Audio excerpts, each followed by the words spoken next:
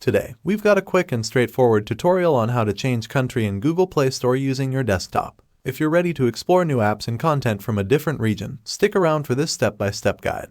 Step 1. Before we dive in, let's ensure you meet the necessary requirements. To change your Google Play Store country, you must physically be in the desired country, have an active IP address associated with that location, and a valid payment method from the new country.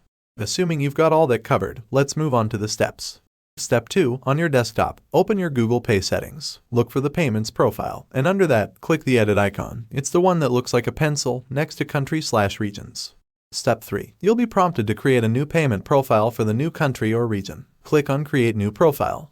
Step 4. On the next page, select your new country from the list.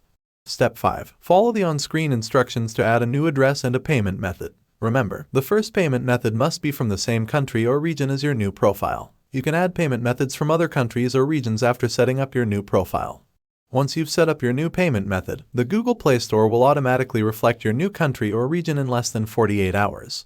And there you have it. Changing your Google Play Store country on desktop is as simple as that. If you found this tutorial helpful, give us a thumbs up. And don't forget to subscribe for more tech tips. Thanks for watching, and happy app exploring.